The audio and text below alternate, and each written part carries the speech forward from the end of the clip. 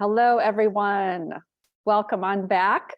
We hope you've taken what we say in elementary school, a brain break, a little stretch or two to get ready for some transformative content. And boy, the next speakers will not disappoint.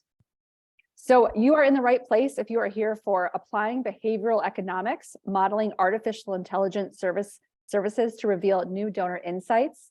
This session is being led by Rachel Michelle and Doug Hunter from Arjuna Solutions. Rachel is Arjuna's Chief Technology Officer and Head of Operations. She delivers a unique blend of technical, managerial, and executive experience in support of product development, AI, process automation, data visualization, infrastructure, strategic planning, forecasting, and company operations. Prior to joining Arjuna Solutions, Rachel led a forensic data analytics team at PricewaterhouseCoopers. Her team responded to some of the largest cyber breaches, financial crimes, and regulatory investigations in US history. She has a bachelor's of decision science and a master of business administration from the University of Maryland. Rachel enjoys traveling and exploring the world with her husband and 2 boys. I'd love to introduce Doug. Doug is a deeply experienced technology executive with a rich background in marketing, strategy, and operations. He's responsible for driving Arjuna's brand, growth, marketing, and communications. He joined Arjuna after building and leading the corporate marketing team at a large semiconductor design and manufacturing company. Doug was responsible for leading demand generation and communications, including brand, content, web, email, social media, public relations, analyst relations, events, and creative. Doug holds an MBA from the University of Chicago Booth School of Business, a BS in electrical engineering from the Henry Samueli School of Engineering at the University of California, Irvine, and a certified director certificate from the UCLA Anderson School of Management. Doug and his family are based in the Pacific Northwest, and he spends much of his free time hiking, backpacking, and snowshoeing. So Rachel and Doug, welcome again to the stage at Transform 23. The stage is all yours. Thank you. Thank you, Emily. So one other thing I want to quickly point out is Rachel is one of the founders of Arjuna. So a lot of this technology we'll be talking about, she has her fingers directly in it. So all the hard questions will be going to Rachel here at the end. So we're going to blow through the material. We'll hopefully be about 45 minutes. We're trying to leave a big block of time at the end for questions. So go ahead, drop your questions in the Q&A. And if we don't get time to get to your question, we'll also be in our booth. We'll be in the lobby. You can take your questions in the chat as well. So before we get deep into the material, let me give you a quick sense of who Arjuna is. Arjuna is not new to the game. We were founded by a professor of decision sciences named Adam Treiser back in 2013. So we have been doing this for over 10 years now. Now, when you talk about AI, there's 2 sides to AI. One side is the algorithms, and the other side is the data. So for Arjuna here, our AI is patented. I believe we actually have 4 patents against what we do. And then the data is what really drives the quality of the AI. Arjuna has processed over 10 billion donor records, and all the records that we've processed have been in the nonprofit space. So we have been focused solely on nonprofits and bringing this technology to the nonprofit space for the past decade. Now, the hashtag that we'll often use in our social media posts is AI for good. And this number down here in yellow is really the number that we're most proud of. It's not the 4 patents, it's not the 10 years and the 10 billion, it's the $120 million in donations. That is what we have influenced. That is the AI for good that we have brought to the nonprofit space. So let me quickly show you a roadmap for what we're going to be talking about today. First, we're going to give you an introduction to behavioral economics modeling and AI and tell you why we're talking about the 2 of them together. We'll do some case studies. We'll take a look at how people are actually using AI in nonprofits and the types of results they're seeing. And then it doesn't matter how good your AI vendor is, if there's things that you yourself are not doing in terms of data discipline, process integrity, or using the AI ethically to remove bias and secure your donor's privacy, it's all for nothing. So Rachel's going to talk about that and bring it home in terms of a summary. Before we plunge in too far, I'd like to run a quick poll here, which is to say, does your organization use behavioral economics modeling or AI? And we're going to give you 4 choices here. One choice is no. What is it? Second choice is, we've heard of it, we're thinking about it. Your third choice is, yeah, we're just starting our journey. And the last choice is, we're pros. So let's let the poll run here for a while. Seeing some interesting results here. So Christian, if you can go ahead and share the poll results on the screen real fast. Yeah, so we have 2/3 of the people saying, what is behavioral economics modeling in AI? Hopefully you'll walk out of today with that question answered. And 13%, 14% are actually starting to use it. So 86%, you know what, you've heard of AI and you're looking forward to learning more. So this is great. Okay. So let me define behavioral economics modeling and AI. Hang on, I'm going to attempt to flip the slide. Let's start with behavioral economics modeling. Behavioral economics is grounded in empirical observations of human behavior, understanding how and why they behave the way they do. So with behavioral economics, you're trying to build a quantitative model of humans' subjective behavior, and actually works surprisingly well. Now, once you understand their behavior, you get into what's called nudges. And nudges are prompts to get people to act in the way you want them to act. Now, if you want to learn a little bit more about this, I have a link down here. If the slides are distributed, you can find that. But if you want a book to read, read the book called Nudge by Richard Thaler, T-H-A-L-E-R, at the University of Chicago. He just wrote an update to the book called Nudge, the Final Chapter. Highly recommend it. But in the context of a nonprofit, why do we care about this? The behavior you want to understand is your donors' behavior. And the nudge you want to give them is you want to nudge them towards giving an amount which is higher, an amount that is better aligned with their sentiment or their passion for your organization. And this is where AI comes in, because doing that for one person is easy. Doing it for 1,000, 10,000, 100,000, or 1 million people is difficult. And AI is a technology which uses computers to mimic the human brain. And there's many types of AI. You know, natural language processing. You've probably seen all the headlines recently about Chat GPT, GPT-3, DALL-E 2. Those are all versions of natural language processing. What Arjuna does is what is called an expert system. We focus on nothing but using the AI for fundraising and using it to do it well. Now, AI is not a monolith. There's many different types of AI. So if you go out and looking for an AI vendor, you'll want to ask them what type of AI do they use. For example, unsupervised, supervised, or reinforcement learning. Unsupervised AI says, I have this whole cloud of data. Help me make sense of it. And the AI works on it without any type of human intervention or human direction. The contrast to that is supervised AI, where you may have a cluster of people that you want to focus on, and you give the AI some boundary conditions for the analysis. And then finally, reinforcement learning is the dopamine of AI. So dopamine, as you know, is the hit that your body gives you when you've done something and you've learned from it. It reinforces the learning and the behavior. So reinforcement learning does something like the AI says, let's ask the donor for 40, 60, or 80 bucks. And then the donor gives 70. And the AI goes, okay, I just learned something about the elasticity of this donor. Now let me do something differently the next time through.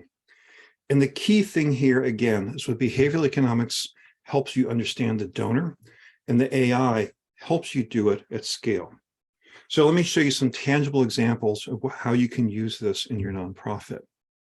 So when you think about fundraising, the gold standard for fundraising is major gifts, major giving. In that, you have a small number of donors, and you have major gift officers who can have strong relationships with those donors. They can understand how much the donor likes the organization, why they're attached to the organization, what their personal backstory is, what their giving capacity is, what their giving timing is. There's all sorts of things you can know and understand about the donor, and you can tailor your approach. The reality for most of you is that you can't do that for everybody. And so for the rest of your file, for the thousands, the tens of thousands, the hundreds of thousands, you have to divide people into broad giving segments. You have to use standardized arrays. You're using, MRC, HPC, you're using multiples, and it's very broad and formulaic. So what if you could get the benefits and the type of relationship that you have with major giving, But you could do it in broad segments. What if you could do a segment of one? And that's where the AI comes in. The AI enables you to individually optimize your gift arrays and to do it at scale. The other key point here is this phrase, lifetime giving. The goal of using the AI, your goal in fundraising should not be to get the biggest gift possible out of the donor, because you don't want that super large gift to be the last gift of the donor. What you want is you want a relationship with the donor over time, over the donor's lifetime. And that's what the behavioral economics in conjunction with the AI can deliver. So let me peel the onion back one more layer here. Here on your y-axis, you've got the ask amount, and on your x-axis, you have the number of donors. So you have a large number of people, they're asking for little money, a medium number of people, they're asking for a medium amount. Then you have a small number of people that you're asking a very high amount, and that's your major donors. Here's the wrong way. Here's the problem with that, which is this gray area here, which is hatched. If I layer the donors on top of here, this ask amount right here, that's just perfect for this donor. For this donor right here, you're leaving a lot of money on the table because they have a willingness or a propensity to give higher. But because you're using a standardized model, you can't realize that extra value. What the AI does, it allows you to find the unique point of the unique point of equilibrium for each donor each time. And what is this equilibrium point? This is where you're balancing donor sentiment versus lifetime giving. You're trying to maximize both revenue and donor retention. So does it make a difference if you use this methodology? We often focus on what we call net proceeds. And net proceeds is simply your fundraising revenue minus your cost of acquisition. So your number of donors times your average gift size minus the cost of the solicitations. So in terms of the revenue side of it, we're seeing an annual lift, an enhanced lift in annual giving of 12%. Now, of course, your mileage may vary, and that's what the footnote is down here. The actual campaign results are going to be based on the type of campaign, the gift size, the response rate, the segment, the time of the year, a whole series of factors. But on average, across our portfolio, we're seeing a 12% lift, and that ranges from maybe 4% on the low end into the 20s and 30s on the high end. And 4% may sound like a low number, but we have clients that have very large, very mature files that have been declining with their giving over years. And so a 4% lift is actually fairly significant. The second factor is optimizing lifetime giving. And that is going again for donor retention. And what you'll see is that you'll have a lift in the first year giving, and that lift in first year giving is able to be sustained across the whole lifetime of the donor. So the lift that you see is 4 to 6 times your year one results. And then finally, you have advancing the donor across your segment. So the goal is always to pull the donor up to a higher level.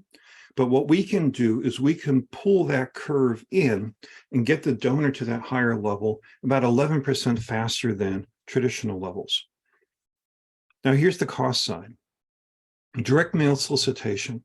I'm sure if I ran a poll here that said, how many of you are experiencing the effects of inflation, we'd probably see virtually every single hand go up. Cost is king. Reducing the cost per dollar raised right now is an absolute imperative. By going through and using AI and behavioral economics to figure out who is interested in giving right now, and only soliciting people who are ready to give right now, you're actually able to get solicitation costs down by an average of 10 to 30%. So let me show you some real client data here. And we're going to move into the case study portion of this. I want to stop real fast and talk about the penguin. So we selected this image. Rachel actually found this image. This is in addition to her great technical contributions. Rachel always finds the best images for us.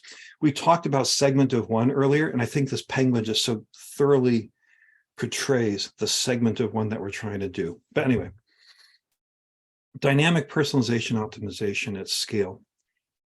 When you talk and communicate with your donors, it's very important that you give them a homogeneous, omni-platform experience, which is a really complicated way of saying that when you send them a piece of mail that asks them for 30, 50, or 70 bucks, when they go online to actually donate, that web portal better say 30, 50, 70 bucks, not 20, 40, 45 or something like that, or the email, or when someone calls them, or when you do text marketing. So you need to have the same treatment to the donor across all platforms. What does that look like? Here's some actual forms over here on the right, response forms. This one from MAP International. Worthy organization helps get medicine around the world. It helps children and adults all over the world, especially in situations like today with Ukraine. But these amounts here, Ask 1, Ask 2, Ask 3, those are where Arjuna plugs in the gift array values. The MAP in this case, they ship us their donor data out of a CRM. A couple of days later, we ship back the ask amounts in this particular engagement. One of our other clients, Swarthmore College, they spent 40 hours generating ask arrays every time they did a solicitation. So do you know how often they generated new ask arrays? Once a year, which you lose touch of your donor if you're only touching them that seldom. So what we did at Arjuna, and working with them, we generate new ask arrays every single month as part of our services, every single month. So we always have the latest data about what your donor's sentiment is.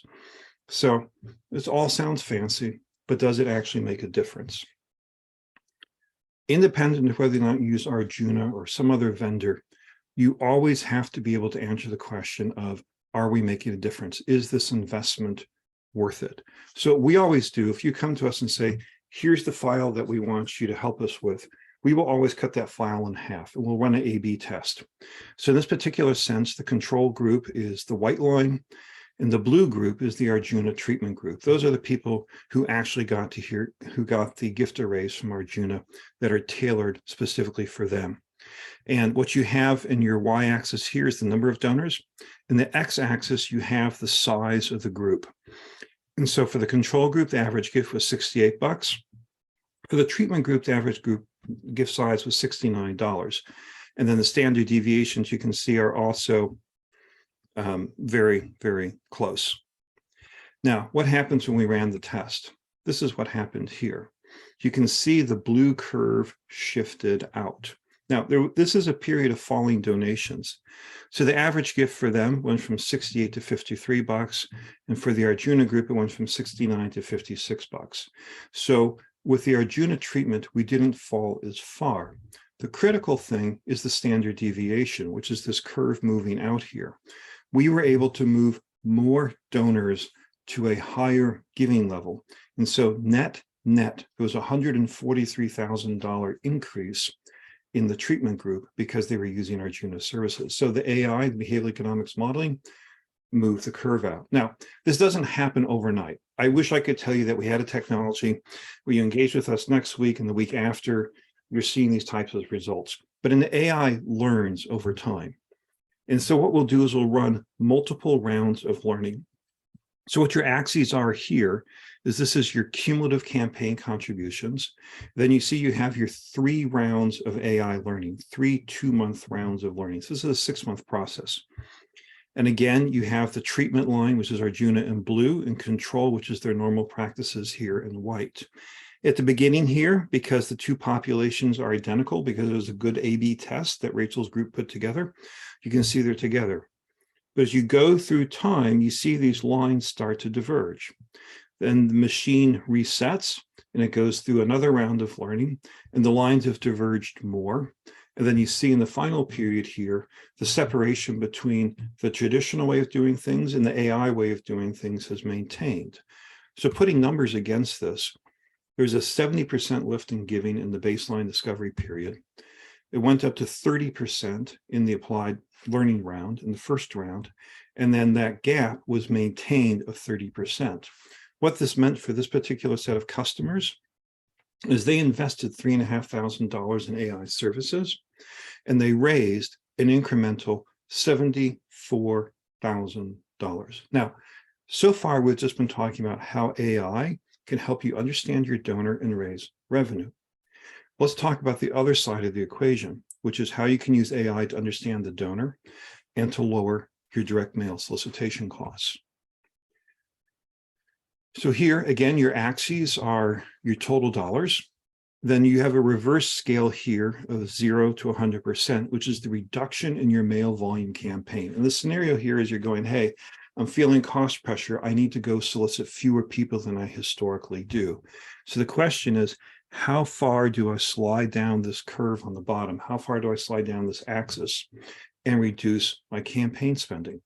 So let's draw a line first here where there's no reduction, and let's put your cost on. Your cost is linear because for every incremental one that you send, you incur another 50 to 80 cents. So in this particular case, if you send to your entire file, it's 500,000 people. And this is modeled off of real customer data. This green line is the gross revenue. These are the donations, these are the checks that you got back. These are the donations that were made online, 1.25 million gross. When you take the 1.25 and you subtract out the 500,000 of cost, you're left with $750,000 is the net proceeds from that campaign. Now, you notice that this curve here is not linear, it's not straight. And this is where Arjuna's intelligence, where the AI intelligence comes in. Because what the AI did is it ranked the donors from most likely to give to least likely to give. And you see there's a peak right here. And that peaks at about a 30% reduction.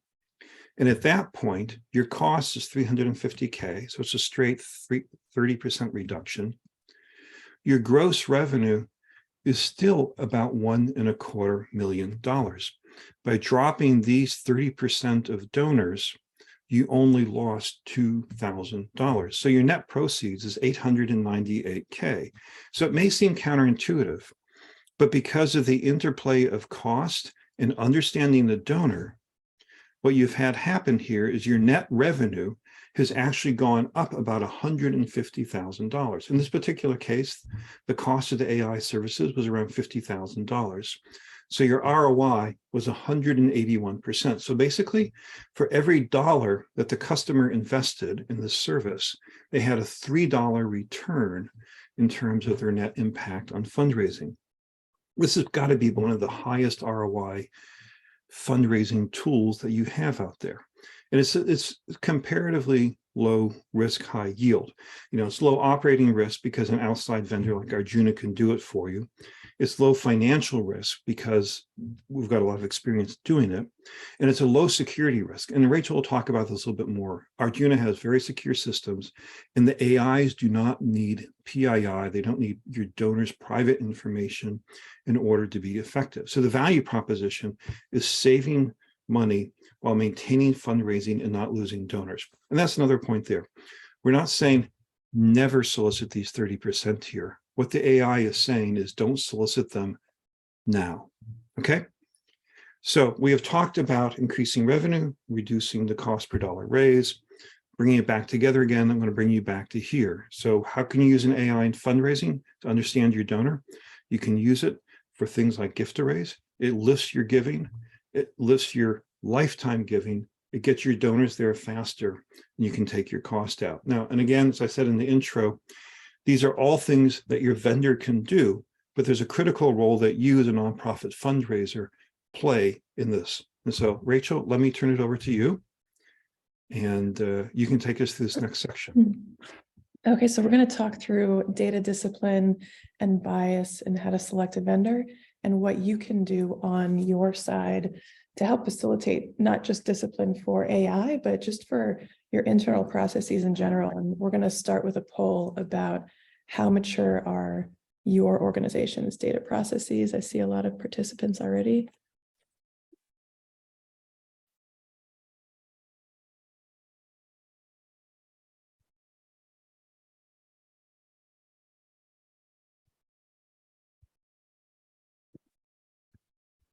Okay.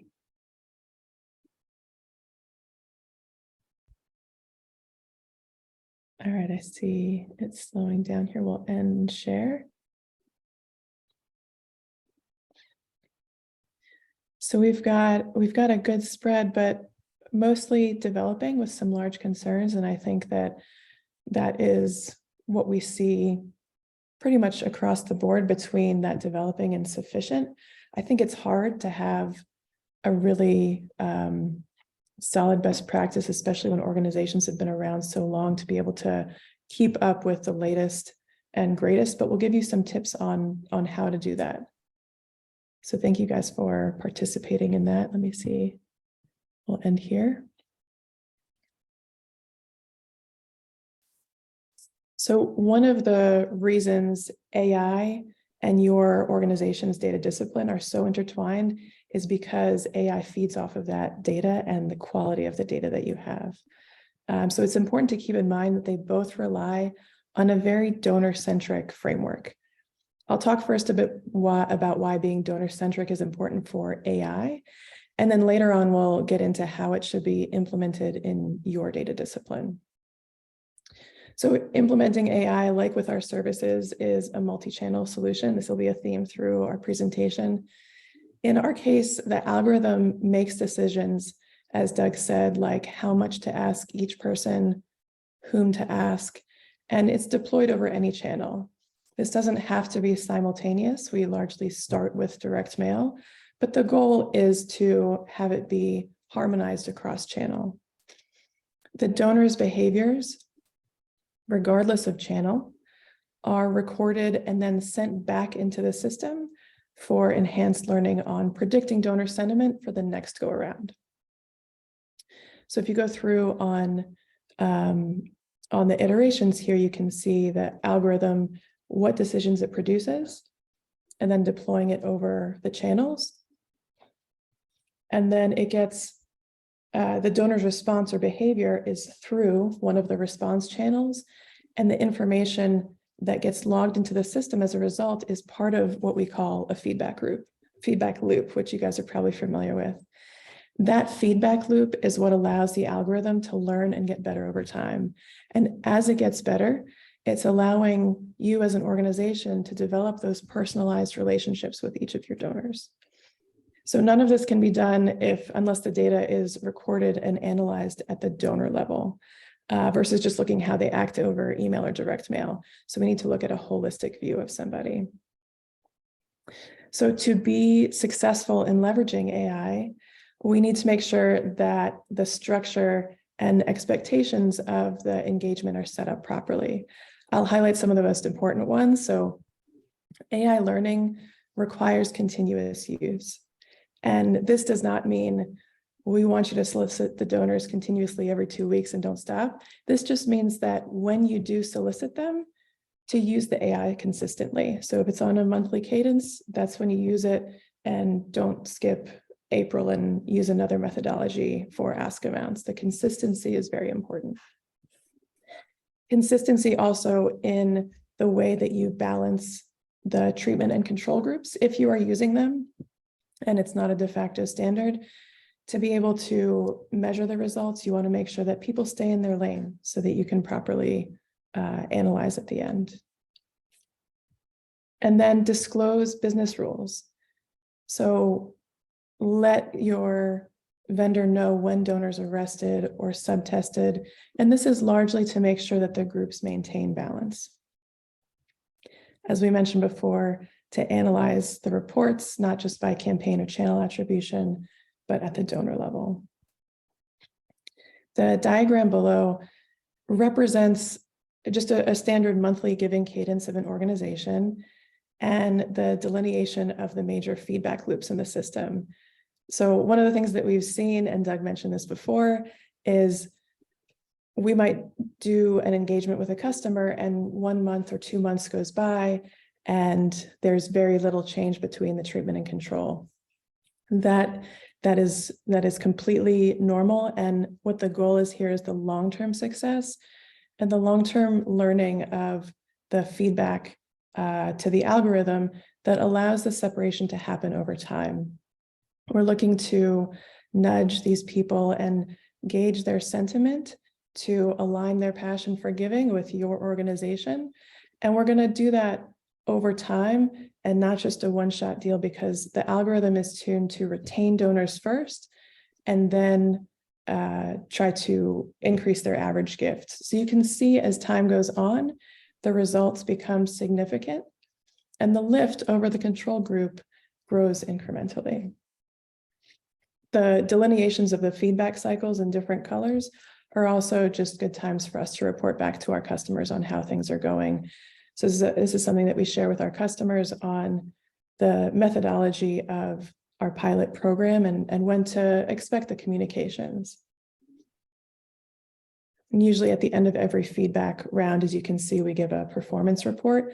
But as Doug mentioned, it's about the lifetime giving. So the first major report after round one is usually 6 months in and given as a preface to what we expect to happen annually, because we're looking to make sure the annual gifts are more than they were last year and that progresses into lifetime giving. Underlying all of this process is the imperative to do this without bias. And the way that we do that is we do not need PII. We don't look for additional wealth screening data and focus on just the behavioral data. We use data collected. This is a shared responsibility with every organization because we are using the data collected by the organizations that need to do so with the latest privacy regulations in mind. And on our side, in return, we want to make sure that we share the methodology that we are using. And I think one of the best ways to mitigate bias is to just be transparent, to say exactly what's going on with the algorithm and make sure that it's a repeatable process. So what if we don't need PII, what data do we need to actually do this? And this is an example of some minimum requirements of our system. A lot more data is shared, but we're trying to highlight some of the points that are necessary.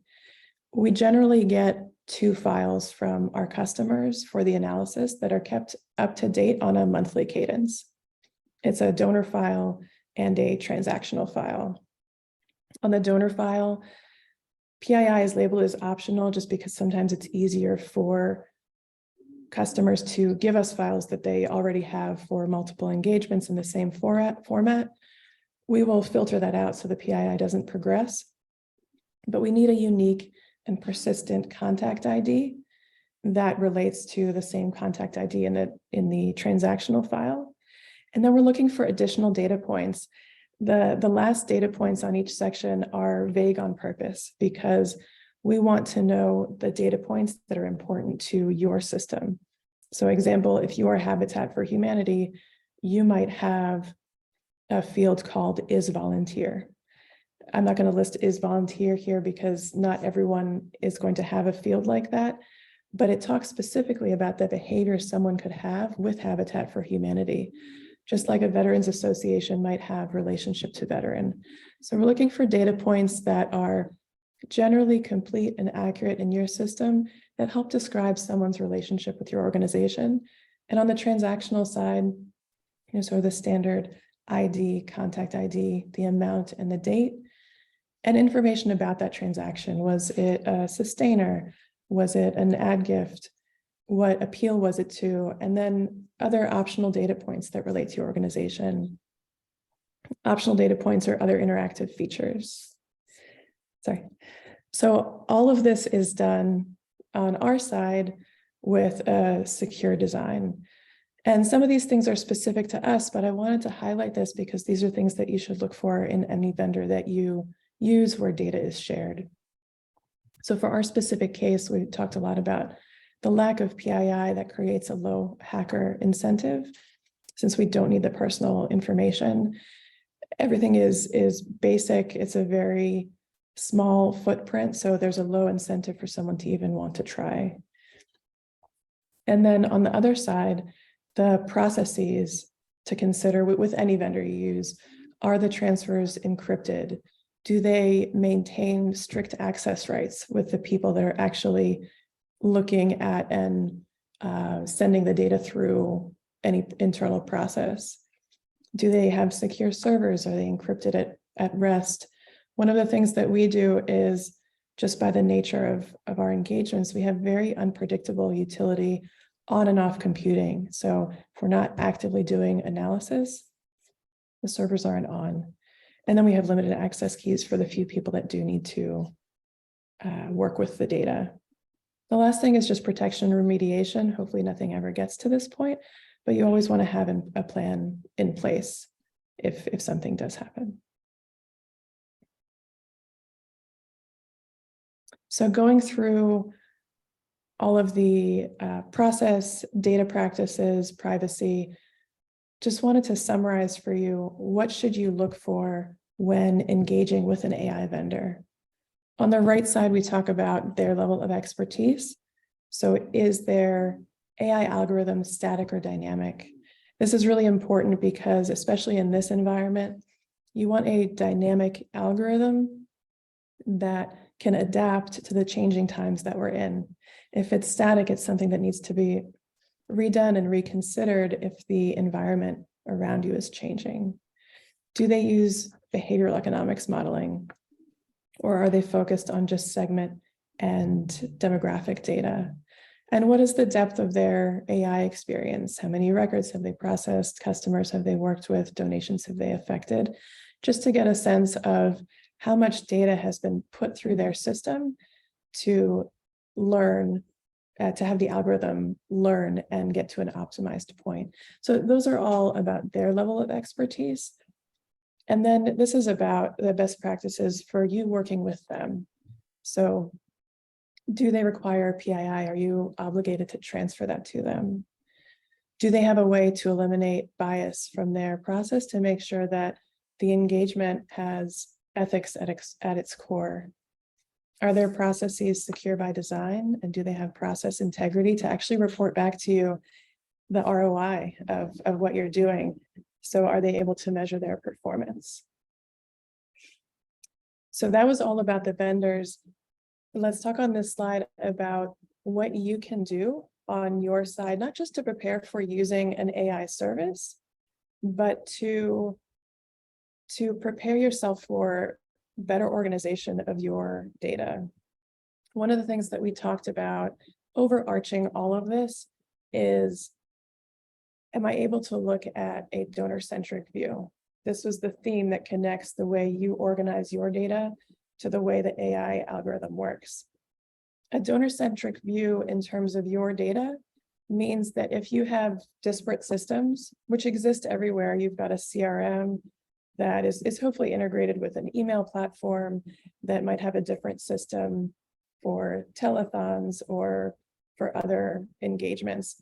Are all of them somehow connected, where I can identify Doug in the CRM to Doug in the email platform? Because I want to be able to analyze the interactions with the email as well at the same time that I'm looking at his interactions with the transactions and when he entered the system, to get a holistic view. So first thing is, in the scope of what we're talking about, are we able to look at these data points in an integrated system? When you record the data, we're mainly talking about contact and gift data for our analyses, understanding that there's many other kinds of data. I'll just focus on these. So in both, we talk about the very strong need for a unique and persistent identifier. Try to do that at the individual level. A lot of organizations look at family IDs, which is incredibly helpful, but it's better suited to be a lookup table that connects multiple individuals instead of just grouping people into one record. Try not to store data in one field that can be parsed into many. And that is because for any kind of analysis, it is good to have categorical data. And the names are an easy example. We don't use PII, but this is just an easy way to express the point. I don't want to put Doug Hunter in the same field. I want Doug first name in one, Hunter in a second one. I don't want full address in one field. I want to store city separate from state, separate from zip code. And I can't stress the next one enough. I want to keep a flag for individuals versus organizations, because it's important for you to know how you're interacting with these two different entities. It should be very different, and it should be an easy flag in your system to identify who is who. On the gift side, I mentioned storing the unique identifier. Store the actual gift date as well as the posting date if you can. Because when it comes to behavioral modeling, I'm less interested in the posting date, which I know is important to store for other reasons. I'm more interested, or the algorithm is more interested in, Doug decided to make this gift on this day. And it's less about when the organization got it and had time to record it in their system. Associate the gift with the individual, not the family, although they can be tied to the family as well, and try to log the campaign and channel attribution data. On the management side, for data collection and selection, more is not always better. Think about storing data with a purpose, something that's going to be meaningful and that's also reasonable for you to manage. Sometimes when people are working with their CRM, they'll want to create 50 different custom fields, and it's too much for their team to input on a regular basis, when being very strict and religious about inputting 15 fields would have been much better. So think about what you need to not overwhelm however data is inputted, and then do all of the above with considering security and privacy standards. And then last but absolutely not least, consider how duplicates are managed in your system. These are one of the major causes for duplicates is mass imports, so be especially careful with how that is done in your system. Having duplicates leads to an overestimation of file size, and this can affect you when you're doing your budget or when you're planning your campaigns. And it could cause you to have duplicate mailings, which hurts the brand.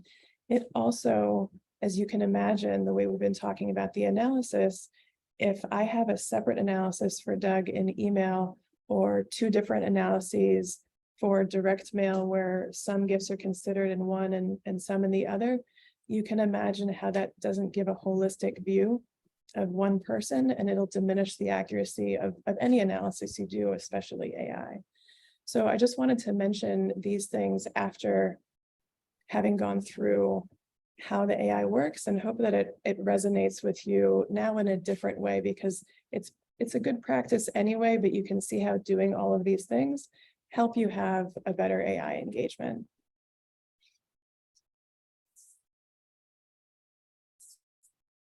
So just to sum it up here, we first thank you for the time.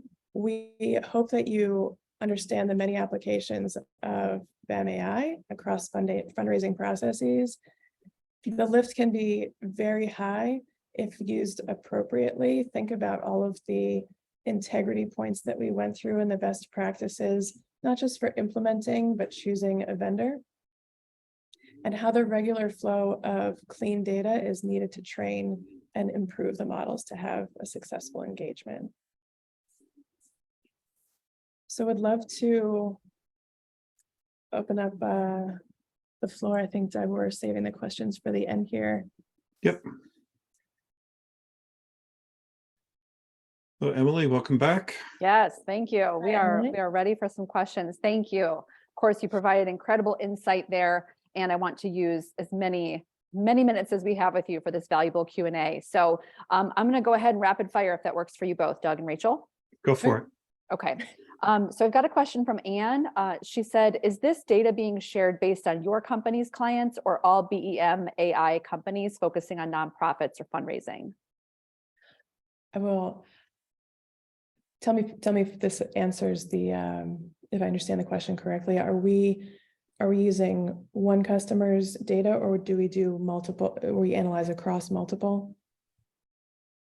So my take on it, Rachel, is that like the results that I shared, is this typical across the industry or typical to Arjuna or Arjuna's clients? I see. So yeah, go ahead.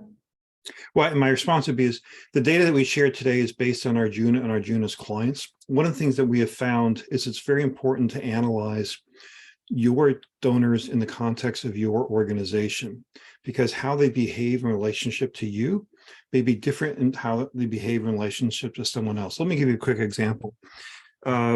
my wife and I, we give to the Boy Scouts, and we give to the organization called Shepherd's Door. And we probably give, $25 a year to the Boy Scouts. We probably give $500 to $1,000 a year to Shepherd's Door. Now, if Boy Scouts looks over at Shepherd's Door and says, hey, they've got the capacity for a lot more giving, and sends me a request for $1,000, that was probably the last check they'll ever get from me, because the reality is I give to $25 to the Boy Scouts is kind of out of guilt because my son was in it for a while.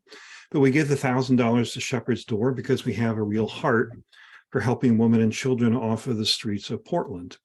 And so a donor sentiment for one organization may not be correlated at all to donor sentiment in another organization. So it's really important to look not across industry or even across a particular vendor. It's really you. This is all about you and your donors and your donors' relationship with you and understanding that.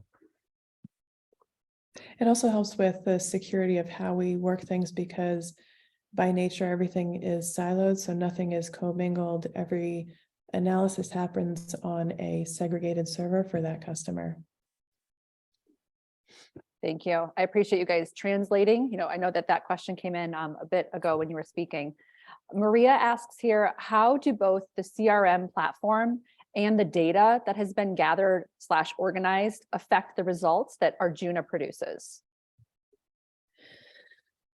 So the data is all the data that we get, except for some supplemental census data, is all coming from the CRM platform of the organization. We're looking at the donations that they get in response to campaigns that are being run as part of our engagement, and they refresh that with us. No one's data is perfect, and we don't expect it to be. Part of this analysis is statistical, where anomalies are stripped out. So if there's fields that aren't completely filled in, or there's some that have anomalies in them, our process naturally will strip that out to prevent any anomalous results. So we use the CRM's data, but we do so in a way that anticipates it's not perfect, and that's okay. Thank you. Again, some feedback. We did get this is mind-blowing to me. So great feedback on this information. Okay, Rachel, Doug, another question. Is AI something that a smaller organization can use? The case seemed to be from a larger organization. Our direct mail is less than 150K a year. So it is, what's interesting first is I'll say the smaller organizations are some of the ones that by some measurements have the best results, because people are very in tune with smaller boutique organizations. We and sometimes what we're going against is standard ask versus another competitive model. So I wouldn't want to discount working with a smaller one, but the only threshold that we need to have is data that is statistically significant. So are we running 10, 20,000 donors 4 times a year? Something in that ballpark to be able to just collect enough responses to run models and give meaningful results back. Okay, thank you, Rachel. And that piggybacks, there was another question about how large does an organization need to be to benefit from these services? So are you saying it's not necessarily about the size of the organization? Yeah, I mean, obviously, in some cases, to a certain point, the more data, the better, because the algorithm has more to feed off of, and there's more donors to learn off of to create the models from each other. But we're looking for 10, 20,000 4 times a year to be able to create statistically relevant models. Great, thank you. And thanks for that question, Melanie. Okay, I have one from our lobby poll here. So Stephanie asks, for colleagues using BEM/AI, particularly smaller shops, are you still finding value in and using wealth screening, or can BEM/AI replace a wealth screening tool? I think it depends on what they are using it for, but for Ask Amount specifically, And this really plays into what Doug was describing earlier. Wealth screening, it is possible that actually diminishes the accuracy of the ask amount for someone to a specific organization, because someone might have the capacity to give $1,000 in philanthropic giving for this year, but they would choose to give 50 to this organization and 50 to this and 900 to that one. So it's wealth screening can sometimes create some noise in the analysis for behavioral economics modeling, because we're looking at how you operate with one specific entity. Interesting. That helps. Thank you. Okay, Allie asks us, how many donors would be best to run the AI from? So I would say it's a group of donors that is regularly solicited, since we're talking about the necessity for feedback loop. We don't want this to be someone who you're soliciting one time a year. We're looking for a group of donors, again, minimum 10, 20,000, that is solicited multiple times per year. So the algorithm has a chance to get feedback and learn for the next iteration, and that those iterations don't happen too far apart. Maximum quarterly, but excuse me, most of our customers work on around a monthly cadence. Very So I want helpful. to hear what is PII from a little bit further back. I'll hit that one real quickly. Oh, sure. Thanks, Rachel. Yeah. So PII is actually a combination of fields. If I just had your first name, that's not actually PII, because I can't, if someone said Doug, I don't know that it is this Doug Hunter with this email address and this phone number. It's a combination of fields, and I can't say specifically it's first and last and phone, because every state legally actually has a different definition for, I see, personally identifiable information. That's what it stands for. And so I don't remember what is what, but let's just say in California, it is first and last and phone and street address. And in Oregon, it might be first and email and whatever. So there's different permutations, but think about it as a combination of fields that allows me to identify this one singular person. Okay. Okay, great. Thank you. By the way, I know we had a question in this one. I see one from Joel. If you still need this clarification, please feel free to message. Another question for you, Doug and Rachel. Which donor segments do they find AI to be most useful in helping build the donor relationship to the org and increase giving levels? Annual fund, mid-level, or major donors? So I think with this one, it's applicable everywhere, but I would say that there's a different mix of services that is best for each of these segments. So the ask amounts, I'd say across the board, are useful. The annual fund specifically, if the donors are below $75, $100, it is, especially right now in this environment, the exact donor service of who to solicit when, that helps reduce the cost of monthly mailings, would be an imperative in that segment, because it's just, in this environment, nonprofits aren't getting enough ROI from that segment in general. So it's one thing to increase the lift of the donors who do solicit, but it's really important right now to minimize the cost of the solicitations to that segment annually. So exact ask, I would say, across the board, and for pieces of the annual fund, especially on the lower end, to look at the exact donor service. Okay. Great, thank you. Okay, we still have a few more minutes, so I'm gonna keep going here with Q&A to make sure everyone gets their questions answered. Yeah. We have one. I want to confirm you can support organizations create personalized ask strings across direct mail and online giving platforms, and those ask strings will be specific to individual donor giving behaviors / patterns. Yeah, so we create ask strings for each individual, and since we've got the time, I'll describe a little bit how that looks. Our ask strings have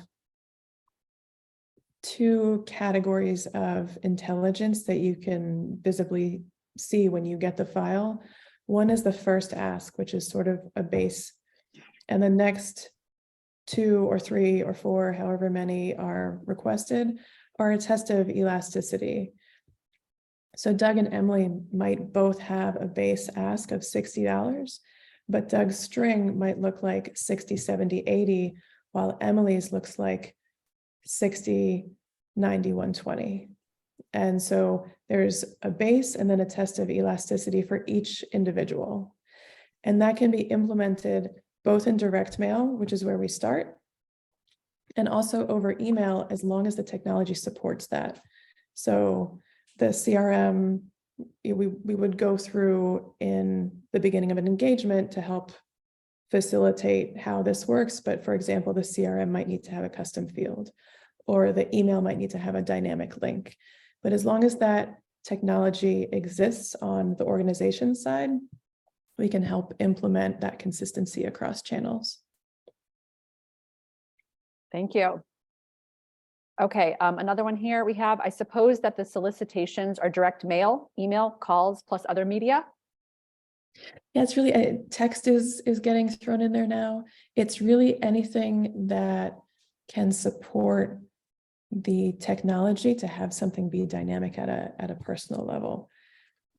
And when we started the organization 10 years ago, that was, I don't think it was prevalent over every channel, but we've gotten to the point now where there's so many different technologies that can support dynamic asks that it's really, we're in a good spot now for personalization. Okay. Well, thank you. Well, gosh, that was actually the last minute we had for a question. So again, Doug, Rachel, thank you for your time. Thank you for bringing your expertise to all attendees here today. That would be the conclusion of our Applying Behavioral Economics, Modeling Artificial Intelligence to Reveal New Donor Insights.